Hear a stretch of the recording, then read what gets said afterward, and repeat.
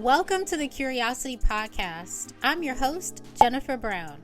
I explore my curiosity of really weird things, existential things, pop culture stuff, spiritual phenomena, animals, and all the other things with subject matter experts.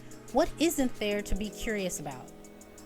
In today's episode, I explore my curiosity with the blackest card game. And I know what you might be thinking. It's not Spades. It's Bid Whist. That's right. Lamont Jones, a boxing attorney turned Bid Whist ambassador, joins me to defend his firm stance that Bid Whist is the blackest card game. He wrote a book about the game called The Gist of Bid Whist, the culturally rich card game from Black America. We even talk about the history of the game, its relationship to Spades, why he's bringing this game to younger people, and how he credits Bid Whist as the icebreaker to talking about his divorce with his daughter. Yes, we go that deep with Bid Whist. And apparently Bid Whist is also that deep for many on social media. In the comments, here is what they have to say about the game. This was such a fruitful conversation about a game that I thought was only for the golden guys and gals. And I certainly didn't think any card game was blacker than Spades. I mean, Spades? So let's get into my curiosity. What's up with Bid Whist with Lamont Jones? Hey everybody, so we have an amazing guest today, somebody that I am super excited to talk about and talk with. His name is Lamont Jones. What's interesting is he's a boxing attorney and executive, but the contracts that most make his heart sing are those he enters and defends against at the card table, playing not spades, not hearts, not euchre, and this is a black man, okay? Not any of those, but Bid Whist. He is the author of an amazing book called The Gist of Bid Whist, the culturally rich card game from Black America. So welcome, Lamont. Thank you so much for being on the Curiosity Podcast with me. Jen, thank you for having me. I'm thrilled to be here. Fantastic. So I want to get into the first and most important thing out of all this, and it's actually not Bid Whist. So I'm going to take you down a little slight road. You are from the best city in the nation, which I am also from. And what city is that? Chicago is America's greatest city, no question. Listen, why are we so obnoxious, okay? Every Chicago person that I meet, we are like, oh my God, like, you're from Chicago. Like, we are family. We are family. No question, no question. I actually moved to Chicago. I've only been in Chicago 10 years. I moved here because my wife is from here. But man, I have no hesitation agreeing with anyone who proclaims Chicago to be America's greatest city. It really is. And for you to be there for 10 years, I would stamp you as a native. And then your wife is definitely stamped. Now, the other question, before we get into Bid Whist, Sure. What question do we Chicagoans ask? Okay. Yes, you're from Chicago. However, What side do you and your wife live on? Okay, so here's the thing. When we moved to Chicago, we lived downtown. So we lived on Lakeshore Drive. So the first time I went to a concert, right? The concert, the act was doing the thing like, "Hey, West Side, where you at? South Side, where you at?" Right? And I'm like, "Are they gonna do like East Side, North Side, whatever?" And my wife was like, "Nah, it doesn't really work like that." So yeah, I was downtown Chicago, and we were on Lakeshore Drive.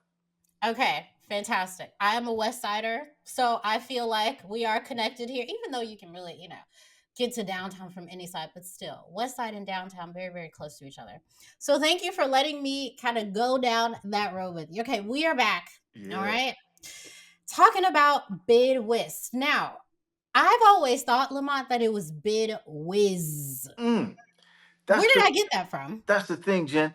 I had played this game for more than a decade before I learned like what the official name is, right? So you always hear like Biz Whiz, whatever, right? We always would say, "Hey, you want to play some bid?" Right? That was just it. So it was I had played the game for a long time before I learned that the game is actually Bid Whist.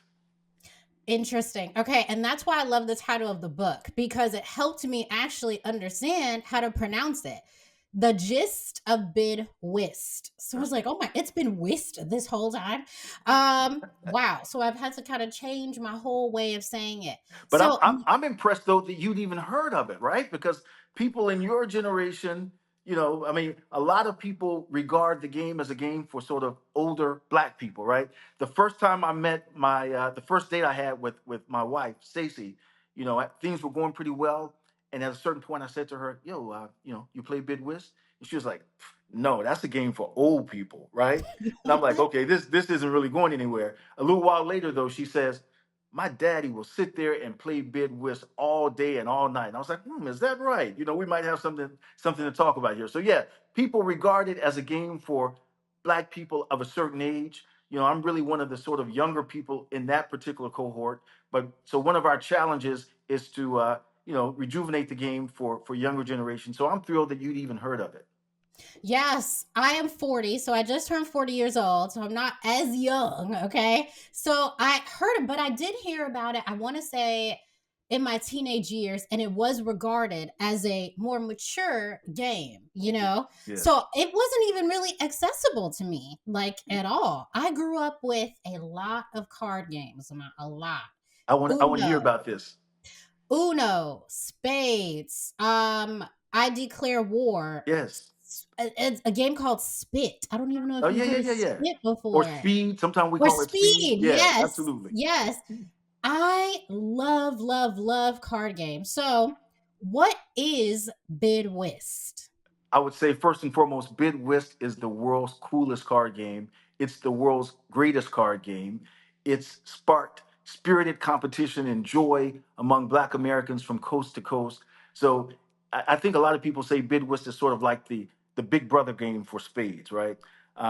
So yeah, Bid Whist it's a trump card game. I usually describe it in three ways, right? First and foremost, it's a partnership game, right? So it's not like blackjack where you're playing against the dealer. It's not like poker where every other player at the table is one of your opponents, right? You have a partner, and your partnership is playing against another partnership. Same as I'm sure you know, as it is in spades, right? So that's the first thing. It's a partnership game. So the two partnerships are at the table. At a certain point in time, each of the players will play a card. So the card will be in the center of the table. There will be a small pile of four cards there. All right. And whoever's played the best card will win that small pile. That's called, in spades, we call it a book. A lot of people in bid whist call it a book. I like to call it a trick. So yeah, so you're trying to win the tricks, right? It's a trick taking game. So it's a partnership game, it's a trick taking game, and then before that trick taking action starts, there's a conversation, and each of the partnerships will say, "Hey, I think I can win, X number of the tricks that are about to be played," right? The other partnership will wager, "I think I can win so many." So there's that conversation where the partnerships basically wager how many of the available tricks they'll win, and that gives the game a lot of its tension, a lot of its intrigue. So those are the three main elements of Bid Whist. It's a partnership game, it's a trick taking game, and before the trick taking action starts, there's a conversation where the partnerships wager for how many tricks they're going to win. That's a great breakdown. I was able to read about this breakdown in your book, which is so, so, so very clear, and I appreciate it.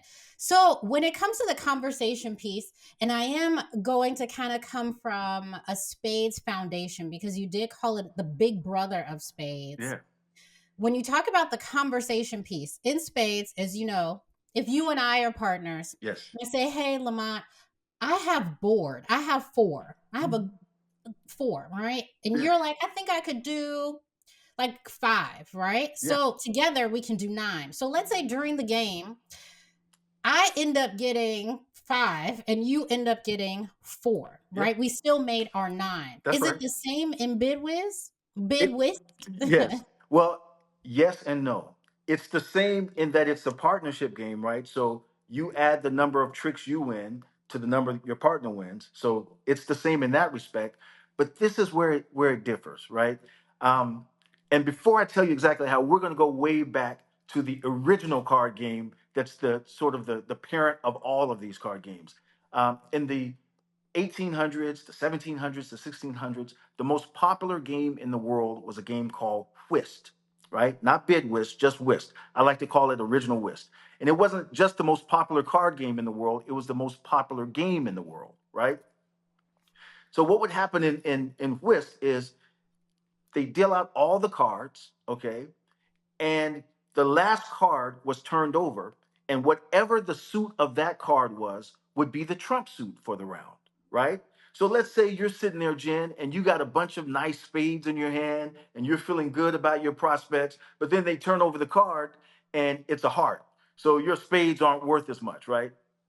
All right, so you didn't get a chance to choose what the trump suit was. So because of that, the scoring system reflected it, right? Reflected the fact that you didn't have a chance to choose the trump suit. And what I mean is this: you didn't. There wasn't a conversation before you start to play. A team would score a point just by winning more tricks than the other team, right? So there are 13 available tricks. It's as though the originators figured that each of the teams would win about 6 of them, right? And then they'd fight over that 13th trick. So if you won 6 tricks plus one more, right? That's 1 point. Okay. Mm. So, and that 6 tricks was called your book. So if you won your book of that initial 6 tricks plus one more trick, you scored 1 point. If you won your book of an initial 6 tricks plus two more tricks, you scored 2 points, right? Uh, and so on. All right. So now let's get back to the bid whist action and the bid whist auction. In spades, when you bid, you say, I got 4, I got 5. You're saying how many tricks you're going to win. But in bid whist, when you bid, you're not saying how many tricks you're going to win. You're saying how many points you're going to score, right? So if I bid, you and I are partners, Jen. Let's say you passed, okay? Then it gets to me, but I bid, I say 5, right? So I'm not saying Jen and I are going to win 5 tricks or 5 books. I'm saying we're going to score 5 points. And what that means is we've got to win an initial allotment of 6 tricks, right? And then we got to win 5 tricks on top of that. So we got to win 11 tricks together in order to score those 5 points. If we make it, we get 5 points. If we don't, we lose 5 points. So yeah, a five. If you bid 5 in spades, that's a little different than bidding 5 in bid whist. This seems like serious business. So when you say it is the big brother, I'm like, oh my God. I'm thinking about also the type of partner you have to have as well. And it sounds pretty serious in bid whist. So how do you even go about choosing your partner? Yeah. Because as we know in spades, it gets serious. Oh, it gets serious. Okay. Speaking of Chicago, we got a friend in Chicago, Janice Jackson. She says, "Listen, I won't even sit down at the table to play cards unless I have a gladiator as my partner." So I'm feeling you, Jen. You need that gladiator as your partner. But here's the thing about it, right? I don't say all of this to intimidate people or to scare people away from the game, because a lot of the principles that you learned in spades, that you apply in spades, they apply in bid whist, and they're going to help you in bid whist, right? So I think it's important that you and your partner, right, understand good card game fundamentals, good sound card game concepts. And that's what we try to share in the Gist of Bid Whist, because we teach the game in a sort of structured, unintimidating fashion in order to bring people to the table and, help develop other people who can be that gladiator of a partner for you. I love that because it sounds like you're an ambassador for the game. And you talk about how card games in general, but specifically Bid Whist, has been a card game that has afforded you great connection, in your own family. Can you talk to me about that? Like how Bid Whist has helped you solidify connections in your own life? Absolutely. Well, first, thank you for using that term, ambassador. You're the first person I get to really tell this outside of my wife and my family and my closest friends. But I just did a deal with Bicycle Playing Cards, where I'm going to be a bicycle brand ambassador. So I'm really excited about that. So we're going to be doing different events, and because bicycle brand is about sharing the love and the joy of playing cards. That jives with my mission of helping share bid whist. So I'm thrilled about doing that. But it became important for me to research this book and write this book when I realized what a force for connection bid whist really is, and that started to become clear for me way back when my daughter, who's now she's living her best life as a young adult in New York City. But she was about 7 years old. Her mom and I had gone through a divorce, and we had her talking with the therapist. So Aaliyah tells the therapist that, that she's sad and angry and upset about her new life. And the therapist asks, have you told anybody about this? And Aaliyah says, I've told my daddy. Well, why did you tell him? Well, when I'm with him, we spend a lot of time playing cards. And she says in her little 7-year-old way, and when you're sitting there playing cards, you got to talk about something, right? That when I learned about that episode, it reinforced for me that playing cards, as much as I love the competition, as much as I love the smack talk, it's really about the connections. It's about the bonds that you can build at the card table. Um, so I want to share, that joy, those sort of bonds with other people. That's why I've written the Gist of Bid Whist. Thank you for sharing that. And also thank you for the exclusive, it seems, about bicycle partnership. That's amazing. Congratulations to you. Thank I you. have so many different cards. Like I have a Gremlins pack because I love the Gremlins, Oh or yeah, a Harry Potter pack. So I am so excited about this partnership. So I will definitely be looking out. absolutely. So piggyback off of this amazing word connection when it comes to card games. Games in general, but specifically card games, have always been a foundation in our family. Yes, Whether it's, Thanksgiving, birthdays, random family pop ups, we'll gather around, we'll play a game of, spades, we'll play a game of Scrabble, we'll play a game of Chinese checkers. absolutely. And it really invited people to talk. It was also a great way to, in your case as well, with Aaliyah, break the ice No doubt. around really, really hard topics. No You question. could be trash talking, winning a game. And then after you're like, I feel more comfortable talking to you about this really hard thing. Absolutely. So I love that you're an ambassador because I love, love, love, love games. I love card games. So I love hearing that Yeah, so much. I wish I had known about this that I'm about to share as I was researching and writing this book, but I came across this quote recently from the artist Carrie Mae Weems. And she says, within seriousness, there is little room for play, but within play, there is tremendous room for seriousness. And I've found that at the card table, right? I learned to play bid whist in law school. The very first day of law school, like at orientation, I met three brothers, and one of them was like, "Hey, you guys want to play some cards?" And I was like, "Let's bust some spades," right? Because I'd played spades, as a teenager throughout college, etc. I was like, "Let's bust some spades." They were like, "We have a game that we think is better than spades," right? So they introduced me to bid whist, and we play day after day, week after week. If three of us were ready to play, and the fourth fellow was in class or in the library, oh, we go get him. Like, you got to come on because we need this quorum to conduct this business. But as we were playing, we were also talking about, classes, what's going on in classes, what kind of, where we're going to apply to work, which sort of law firms, what kind of lawyer you want to be, what kind of man you want to be, what kind of husband you want to be, right? How do we want to contribute and impact the world? So there was certainly room for seriousness within our play. And I think a lot of people experience that with playing cards. So when you were in law school, you just told me you this is when you learned how to play bid whist. Yeah. Who would you like to honor as the one who taught you how to play bid whist? Well, let me just say this, okay? These brothers introduced me to the game. I'm not going to give them credit for teaching me the game. Now, Randy Nixon and Terry Brown and Sean Long, they would say they taught me to play bid whist. But like I said, I would say that they introduced me to the game. Uh, Having said that, though, their voices are throughout the Gist of Bid Whist, right? They're like a Greek chorus, poking fun, providing clarification. So yeah, I honor them by including their voices, by name, attributing quotes to them throughout the book because they certainly introduced me to the game. Now, you mentioned earlier, Jen, that you had heard of Bidwist even as a teenager. So, if it's okay, I'd like to ask, like, what's your card game origin story? What you mentioned the games that you played, but talk some about, if you don't mind, playing card games as a youngster. Sure. Thank you. I appreciate this conversation. I'll start with the most recent, which really is spades. Like I hadn't really played spades until my 30s.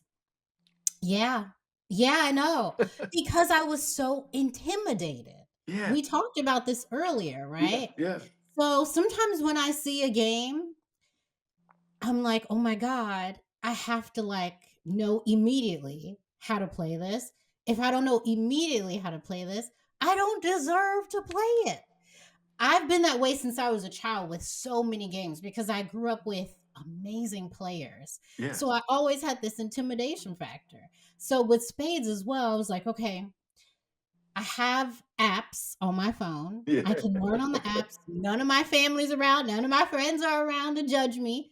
So that was the way that I felt the most comfortable learning. Yeah, Now, younger playing spit or speed, as some people might yeah. call it, that was maybe my first card game. This is amazing because I've never talked to anybody about this. That was probably my first card game in elementary school, playing it against the girls specifically. I never played against boys. I don't know why that is, but we girls just always played against each other. And it was just a great way to hoop and holler, you Yeah, know, a great way to show how competitive I was, how absolutely. good I was at something, and to also give my props to the other person because if they were able to beat me and run out of all the cards in speed or spit, then I was like, you know, you really did that, like good job to you. So it was a great way to build a camaraderie. So I would say, yeah, from childhood all the way to adulthood, anytime that I want to enter a new card game space, there is unfortunately an intimidation factor where I Yeah. don't want people to see me sort of mess up. So that's why I love how you are an ambassador and we haven't talked about this, but I know this about your background. You are going around and teaching people how to Abs- play bid whist and to get people to connect in this way. So I appreciate that. And I would really benefit from that because again, I really kind of suffer with failing, in front of people. But with I assume your way of teaching is to, make it more accessible. Hey, here's your new secret weapon for your spades game, right? Okay. Right here, just a bid whist, right? Yeah. Because the same concepts, the same fundamentals that drive bid whist also drive spades, right? And hearts and euchre and all the other card games that you mentioned.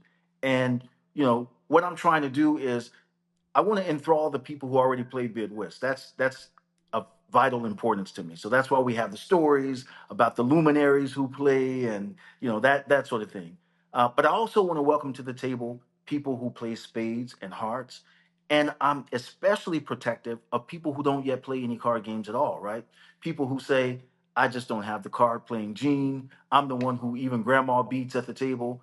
I'm protective of those people, bringing them along, offering a comprehensive playing guide.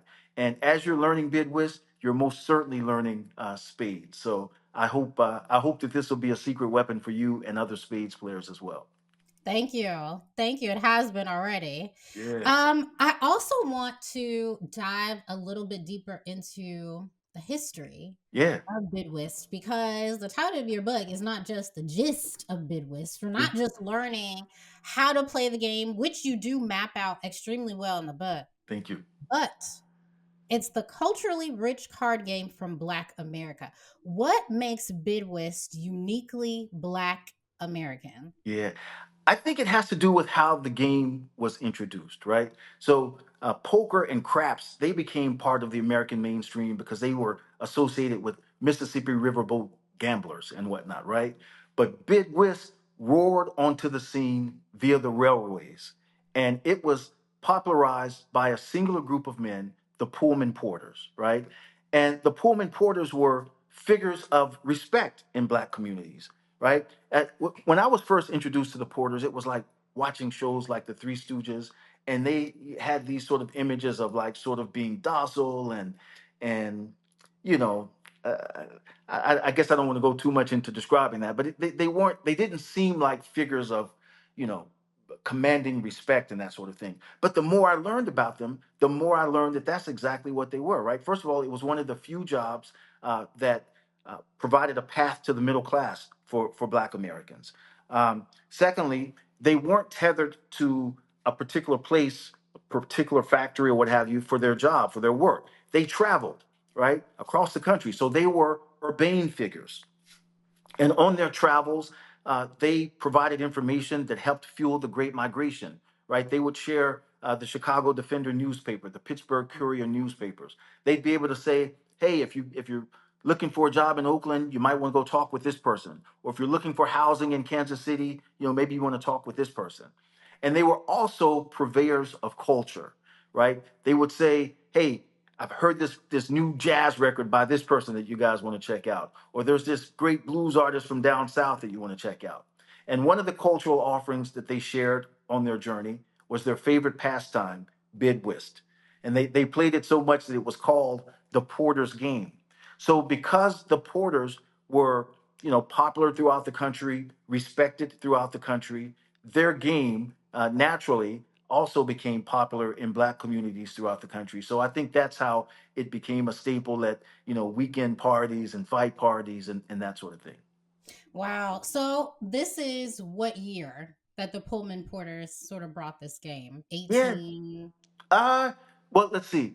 We know that the Pullman Porter Company was started in the late 1860s, 1870s, and the first people they hired as porters were formerly enslaved men, right? Because they were trying to provide this image, this experience of catering to the passengers and that sort of thing. So, but throughout the later decades of the 1800s, the early decades of the 1900s, the Pullman Porters and train travel were very important on the American cultural scene. And see, that's the type of oral history, excuse me, that we need to preserve in our community. And that's why this book is so important, because I had no idea Mm-hmm. that this game was so uniquely Black American in this way. Yeah. The most fascinating part of this research for me was this: as important as the Porters were in helping to popularize bid whist, bid whist was also important to the Porters and the contributions they made on American society. Let me tell you what I mean. All right. So the Porters Union, the Brotherhood of Sleeping Car Porters, was formed, I think 1926, maybe 1927, somewhere right in there. And after a year or two, they had about 6,400 members. Okay, people were excited. But it took 12 years before they were able to negotiate a deal with the Pullman Company. And during those 12 years, there were some dark days, right? There was the depression, the company was trying very hard to break the union, et cetera. And at one point, instead of 6,400 members, the Porters only had about 400 members. And they didn't have much money. They didn't have any money, really. But the leader of the Porters, A. Philip Randolph, was able to keep his group together in part by, traveling via the railways and talking to them about their concerns and sitting down with them. And what was his secret weapon? Bid whist, right? They played bid whist. It helped to keep up the morale, etc. So later, after they signed the deal with the Pullman Porters, with the Pullman Company, the Porters became a strong force in the civil rights movement. They provided money. They provided organizational power. Um, Randolph was sort of known as sort of the dean of the civil rights movement. In fact, at the March on Washington in 1963, he was the speaker right before Dr. King. So it's very interesting to me that you know, given all the contributions that the Pullman Porters ultimately made, that Bid Whist played a role in keeping them together during some of their darkest moments. Yeah. And it again speaks to connection, right? Absolutely, Connection to that kind of level of change, civil rights change, that's incredible. yes, Incredible. indeed. I also want to know about this word whist. What does it Yeah, mean? You talked earlier about whist being a popular game in the 1800s. yeah. What is that word? Hmm. I've heard two definitions. One of them I like better than the other. All right. Some people say, well, it's like once the trick or the book is on the table, whoever wins it, whisks it away. Yeah, I'm not really buying that, right? The definition that I choose to believe is the one that says whist speaks to the fact that once you're playing, right? You're not supposed to communicate with your partner. You're not supposed to talk to your partner about what you're playing, etc. And whist kind of goes to the notion of being quiet, etc. So that's where whist comes from, in my view. That's what the research suggests to me. Okay. I like that. I like that second definition. I can get with that. Yeah. Okay. Now it is, though, when you think about it, it's at odds with part of what we love about Bid Whist, right? We love the smack talking, we love the camaraderie, we love the laughter, right? Um, but even while you're doing that, you're still not supposed to communicate with your partner. You're not supposed to cheat, right? So I can talk and laugh and have fun and maybe offer out a witty remark about the opponent or about the game or about the festivities without cheating. So that's what that goes to. And the way that you can communicate in cards is with your cards, right? Oh, So, oh, as in spades, for example, and I want an example from you as far as bid whist, yeah, but in spades, let's say again, you and I are partners, and first hand out the gate, yes, I'm throwing out a spade. yes. What is that telling you? That's your suit. That's your long suit. You like spades, and also because one of the we talk about the sort of three foundational card game laws, but we also talk about some vital strategic principles. And one of the principles, right? You were talking earlier about you want that gladiator as your partner. One of the strategic principles is return your partner's suit, right? So if let's say you start off playing spades and maybe you don't necessarily win at that time, right? You don't win that trick. And then later I win a trick in a different suit. And I'm thinking, what should I play? Return your partner's suit, right? So Mm, so that goes that. But I really like what you said earlier about you can communicate in playing cards, right? First of all, you get to communicate during that conversation at the beginning of the game where you make your bid, right? So that's one place you can communicate. And as you so astutely point out, you communicate with the cards you play, right? So yeah, that's part of the strategy, part of the fun of the game. So I checked out your interview with Tavis Smiley. I really loved it, by the by the Thank way. you. Thank you. Is Tavis from Chicago? He's from Mississippi. He seems like he could be from where we're from, but Yeah. No, and by now Tavis is an LA guy, man. He's oh, been in that's Los true. Angeles since He the has. 80s. He's an He has. LA guy. Yeah, I like that. Shout out to you, Tavis. So, he did ask you a question I want to ask you, and it was so funny. He was like, every time I meet a bid whist player, they always say they're the best bid whist player.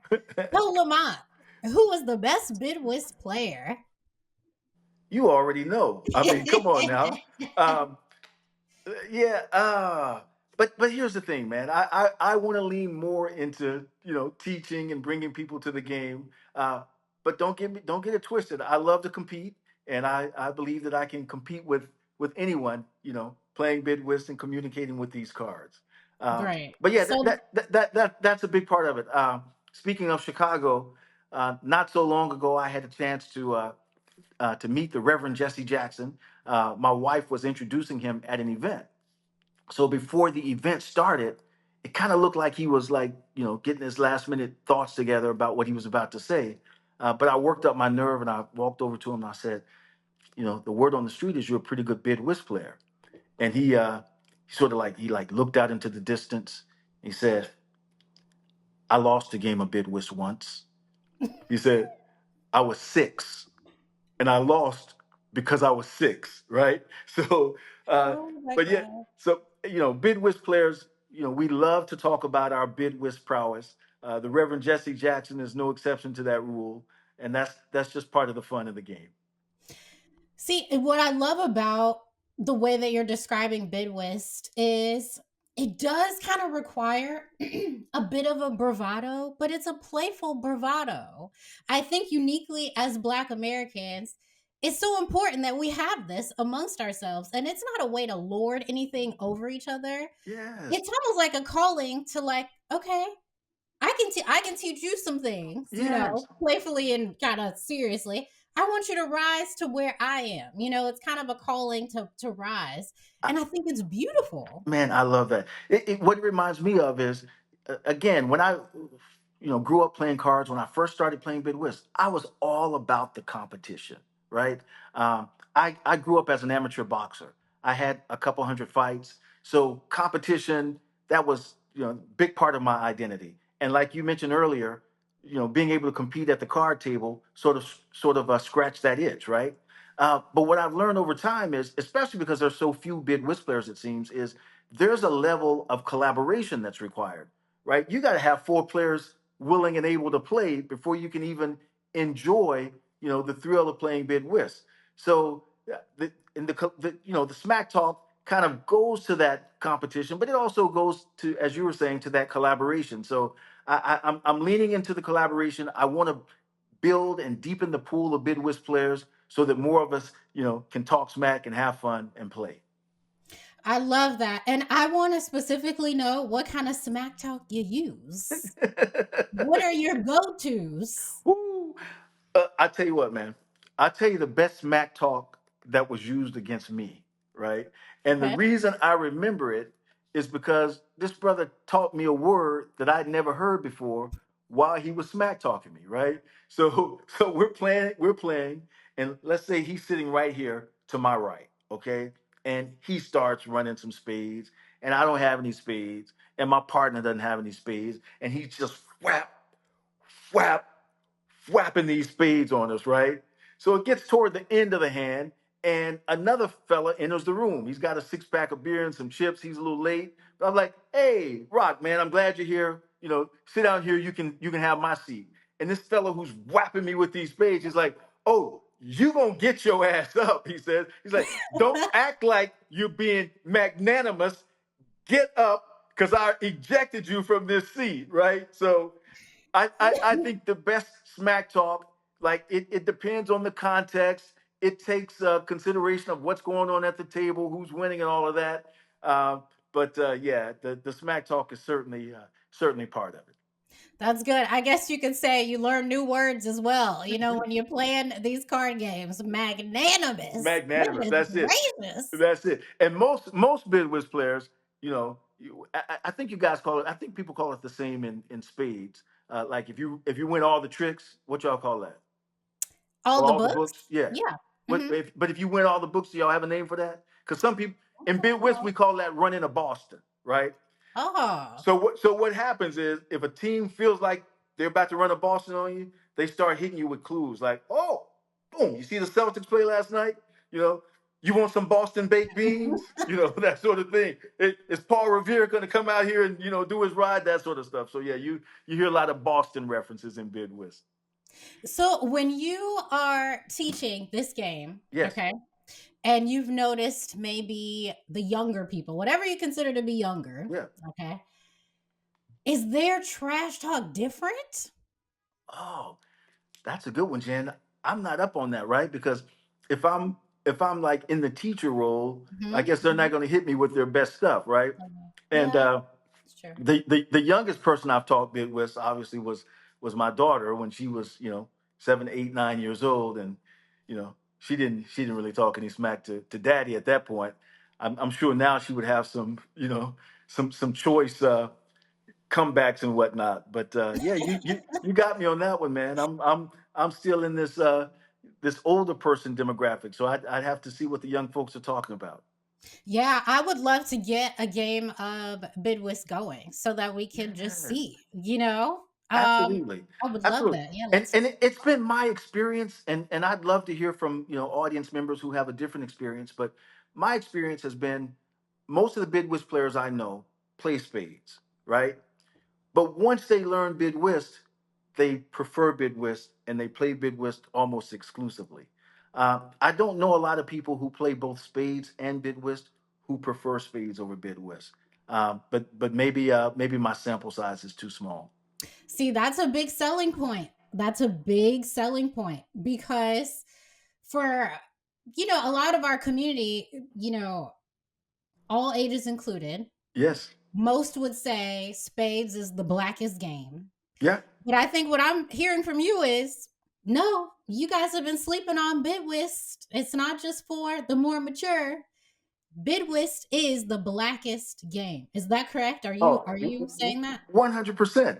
The blackest, the coolest, the ultimate, no question. Um, if it's okay, let me just share a couple ways in which bid whist differs from spades. Is that okay? Please. Okay. So, for example, earlier you were saying, hey, you might bid for 5 books and your partner for four. Okay. Well, on that same hand, and let's say you win your nine. Okay. On that same hand, maybe your opponents just bid board and they can win their four. So both teams can be, successful on that hand, right? Oh no, not in bid whist. In bid whist, the way the game works is one team succeeds, one team fails on each hand. That's built into the structure of the game. Okay, Wow. that's number one. But number two, and this is more important, and this is my favorite aspect of bid whist. I call it the knockout factor, right? And I get that from boxing because in boxing, let's say one of the opponents is behind going into the last round. Maybe that guy's lost every round or that woman's lost every round. But you land that right blow, the knockout blow, you can still win the fight, right? So I use a tennis analogy. In tennis, you can only win a game on game point, right? You've got whatever, and if you win one more point, you can win the game. The same thing with set point. The same thing with match point. There's specific points on which you can, achieve these objectives. In bid whist, any hand can be match point, right? Any hand can be the knockout hand. It doesn't matter which team is winning. It doesn't matter which team is losing, right? If you get the right collection of cards and bid it in the right way and play it in the right way, even if you're down, on the precipice of defeat, you can come back and win the whole game on that particular hand. So I think that distinguishes bid whist from spades and most other card games I'm aware of. So, how many rounds do you go in bid whist? It could be one round, right? So, because Okay. remember what I said earlier, I said that when you bid, you're bidding for how many points you're going to score, right? Yes. Okay, Yes. so here's the thing in bid whist, you win the game if on one hand or two hands or three hands, whatever, if you score 7 points, okay? Okay. You lose the game if your score dips to below -7, okay? Mm. Right? So, on the very first hand, for example, you might get a hand and bid, and you might score 7 points. You might win all the tricks on that one hand, 7 points, game over. Okay.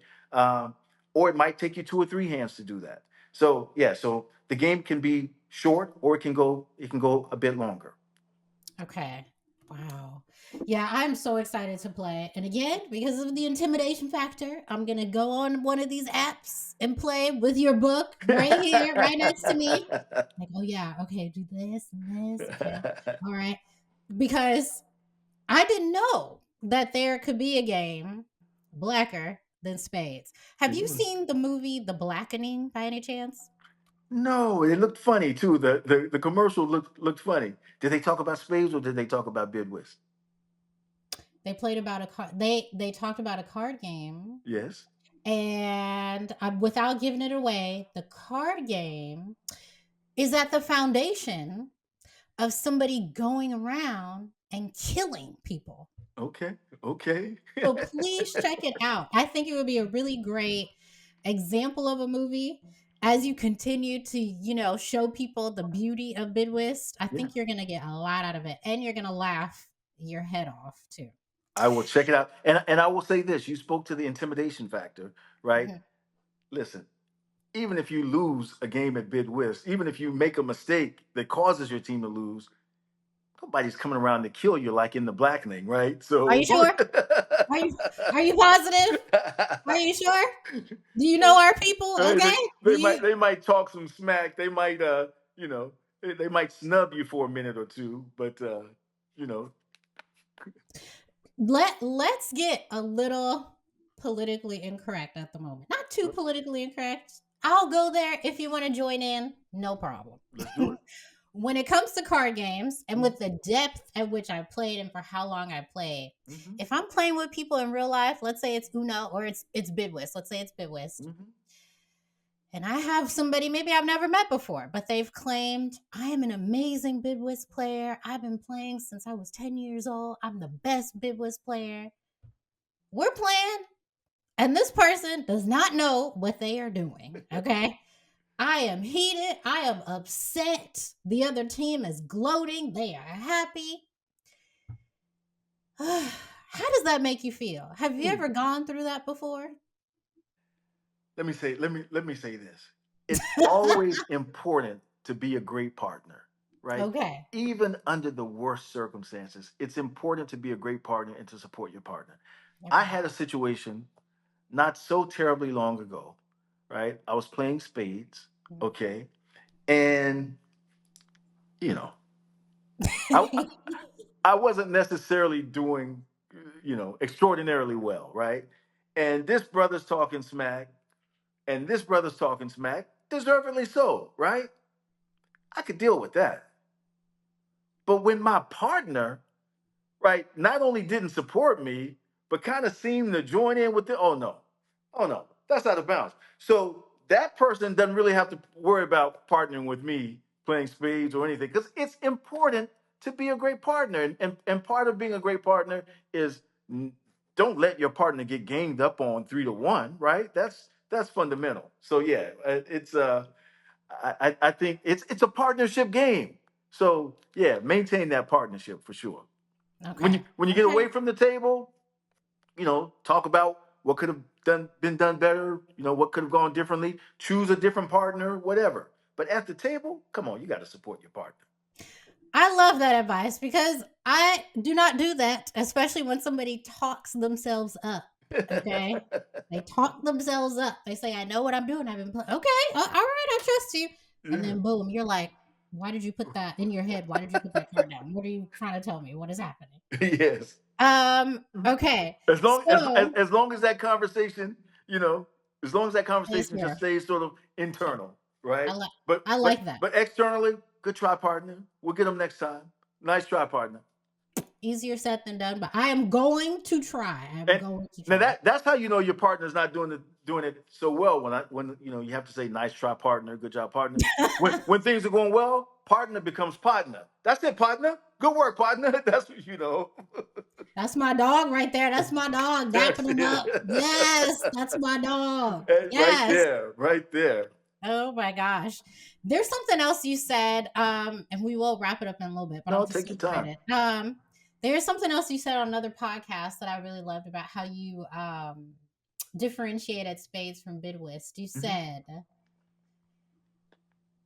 Spades is the original Dolly Parton. Mm, I will always love you. yeah, but And Bid Whist, it's if you it, want to finish it, please. it's that Whitney version, right? Some additional soul, some additional musicality, and again, you got to recognize that the foundation is excellence, right? The old game of whist, games like they're excellent too. Dolly Parton's song is excellent, but when you put that extra magic on it, that extra sizzle, now you got something really special. And I do think that Bid Whist is like a remix of the elements of your favorite card games, and it remixes them into something that's really sizzling, that's really special.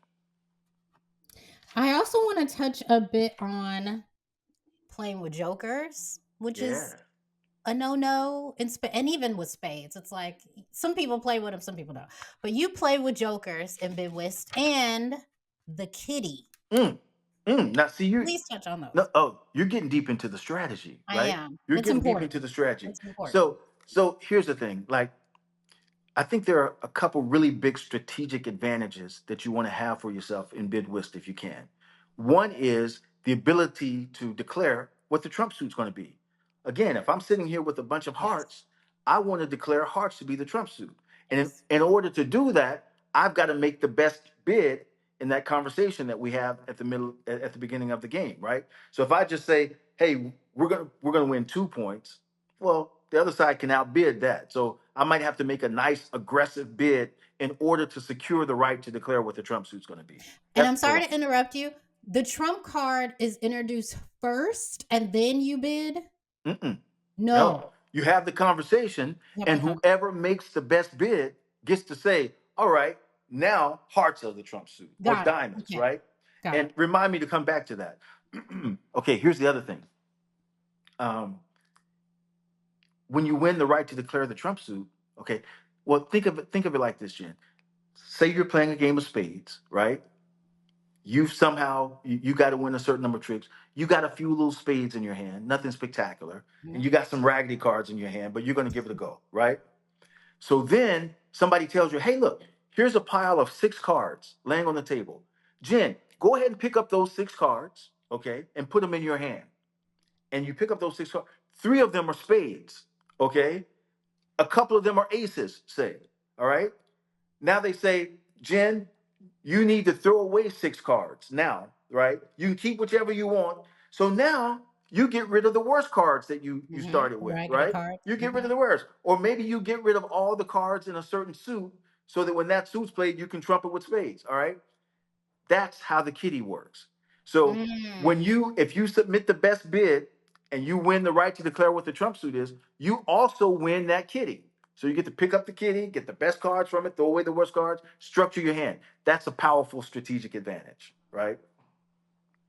So yeah, that's how the kitty works. And then here's the last thing I'll say, because I know we're getting into the weeds, and a lot of this stuff I don't introduce until late in the book, right? But one of the most diabolical elements of bid whist, because I explained to you, if you score 7 you win, if you lose, if you get down to -7 you lose, fine, whatever. Here's what makes it so nasty, because if it's my turn to bid, okay, and I make the best bid, but I don't say I'm going to bid 4, I'm going to bid 5. I say, hey, 5 no trump. What the heck is that? What that means is this: if my bid is the best bid, right? If my no trump bid is the best bid, um, I get the kitty. There's no trump suit. Okay. So if I play a heart first, the best heart wins. If I play a diamond first, the best diamond wins. Right. Mm. But here's what's so vicious about it. No trump bids count double. All right. So let's say I just bid a 4 no trump. It's the first hand. I bid a 4 no trump. I pick up the kitty. Yeah. I win the number of tricks we need to win to make that 4. That counts not just for 4 points, that counts double for 8. Game's over. We win, right? Wow. So I could be so yeah. So the no trump element, I call it that no trump knockout element. That really adds some spice to this game that you don't find in a lot of other games. Okay. I And have two last questions. I no, have that's a lot okay. more That's questions. okay. You But took me deep. I love it. Thank you. oh my gosh, I have two last questions, but as I said, I have more. Okay, so two things. As we always do as Black Americans, we add to games. Yeah. Okay? We add some new element. Is there something new that you've added to Bid Whist that Mm. maybe original Bid Whist players don't, add? I love the question. I will say this. I think sometimes in a game like Spades, for example, if your team gets set early, right? Um, you still got to play it out all the way to 500 to 350, and that can get kind of boring. So it seems like they've added elements to try to mitigate against that. So they might say like, hey, you can go blind 6, Yep. right? Or Yep. or sometimes they'll say, instead of going joker joker aces, joker joker deuce ace, all this kind of stuff. Mhm. But I think if the structure and the foundation of the game is really sound and exciting in itself, you don't really have to resort to any sort of gimmicks. And I think Bid Whist falls into that category. Like the structure of the game is such that there's inherent tension, there's action, there's excitement, there's spice, there's intrigue, all of that. It's already baked in. So I'm not. Uh, I will say though, I've seen people, and you alluded to this earlier, Jen, about jokers and such, right? Because some experienced bid whist players, they say, why don't we need the jokers? That's adding too much, luck into the game. So some people play without jokers, right? There's a term in bid whist called sporting the kitty, right? Because some people play that, hey, when you pick up the kitty, before you put the cards in your hand, you got to show everybody what the cards are. That's called sporting the kitty, okay? Mm. And a lot of people say, "Oh, you don't sport the kitty. That's for amateurs or whatever." So there are variations like that. Whether you use the jokers, whether you sport the kitty, stuff like that. Um, but I do think that the structure of the game is sound, such that you don't really have to resort to a lot of gimmicks. Okay, so what I'm hearing is not only is Bid Whist uniquely Black American. It is perfectly structured, and it is not gimmicky like you Spades players. That's what I'm hearing. See, I'm doing a little trash talk. It helps. I didn't Okay, say all of that, yeah, Jen. I a didn't say little all of verses. I that. like the little verses action. You know how we do. We gotta do it. So the last question I'm gonna ask, and I hope it's not something anybody's ever asked you before, because I really take pride in this. But if there has been, let me know. My Yeah, ego will not be hurt. yeah. If you could name this game something else, or maybe kind of remix it in a different way, what would you kind of rename it? Ooh, oh. Well, no one has asked me that. Um, but gosh, Jen, I love this game. I love, again, I love the structure. I can't say that I'm 100% married to the name of the game because, like I told you earlier, I played it for a decade before I even knew what the game was called. Um, I am not, though, going to venture an alternative name for Bid Whist. I will say that I am working with the Bicycle Playing Card Company, and we are developing a special Bid Whist deck that's unique and special for Bid Whist. So we'll see what those elements are, and we'll learn about those elements as we do events around the country and talk to Bid Whist players and that sort of thing. So that's something I'm excited about. But boy, I'm so enamored with the game that there's not much about it that I want to change. So it's perfectly named too. Perfectly named. I think I would, again, I haven't played yet. I think I would probably rename it. I would probably change Whist Yes. to Whiz. Even though I think maybe why I heard it that way is because for me it made me think of like wizard or something. Like you're a good Yeah. wizard, like you're a master or something like that. Yeah. And So doesn't that bring to mind, the great play in the movie The Wiz, it right? And does. that's such a part of the culture. It I mean, does. listen, I'm not hating on Bid Wiz. I'm not hating on bid whiz. I think bid is important. The word bid Very, is important because very. the auction and that's such a big part of the game. Uh, whist is definitely like an old timey word. Who we Mhm, kidding? mhm, And whiz mhm. does give it a little bit more. As the kids would say now, whiz would give it more riz, right? So Yes, it would. Well, this has been such an enlightening conversation, a fun conversation, Jen, educational I conversation. I so appreciate the time you spent with the Just a Bid Whist. I appreciate the clear, preparation and effort that you've made for this conversation.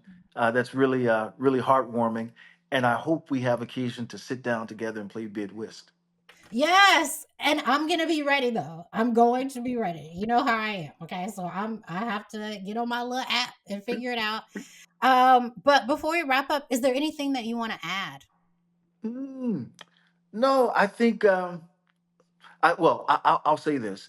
Um, I think that the trick taking game tradition, the trump card game tradition, is no less grand than the chess game tradition, right? And as we move forward, you know, bridge has sort of been the leading game of the trump card game tradition, and bridge has its charms, but I think that bid whist should be the 21st century standard bearer for this ancient tradition. I'm so proud to honor the Pullman Porters on the cover of the Gist of Bid Whist because of the contributions they've made to the game. I think that they've passed down an art form that's complex and enthralling but fun, and that's a great vehicle for connection. So I hope people give Bid Whist a try if you haven't already. Thank you so much, Lamont, for joining us on this episode of the Curiosity Podcast. What's up with Bid Whist? Listeners, please, please go purchase the Gist of Bid Whist, the culturally rich card game from Black America. Did you want to say something else, Lamont? No, I just I like how black owned productions aspires to raise black voices with care and integrity, and that's kind of what I want to do with this card game. I want to raise the game with care and integrity and share it with care and integrity. So we are aligned in that respect. Thank you. And please, listeners, check out any events where Lamont is teaching the gist of Bid Whist as well. And then very, very last thing, because again, I could really talk about this all day. He does say that chess, and I'm just gonna have you guys read the book or go check out his events. That chess is kind of what's the word? Or maybe I should just say that bid whist is a Yes. little bit more of a uh finish Challenge. my sentence. A challenge. It's Challenging. more of a challenge, right? More of a challenge. Again, the best, the computers and artificial intelligence, they can beat the best chess players, right? All the information is out on the table, all the pieces are there. It's just a matter of computational force. The computers win. They can't deal with the best card players. They can't win in bridge, for example, right? Because they're not able to deal with the uniquely human capabilities like bluffing and deceit and that sort of thing. And we marshal the arguments in the Gist of Bid Whist, and we also talk about why Bid Whist, why the best bridge players would tell you that Bid Whist is even more complex than bridge. Thank you again, Lamont, for joining us on this episode. Thanks, Jen. Thank you so much to our guests for joining me, and thank you for listening.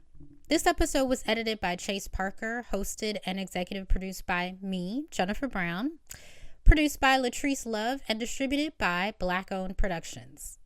I hope you'll join me again on another episode.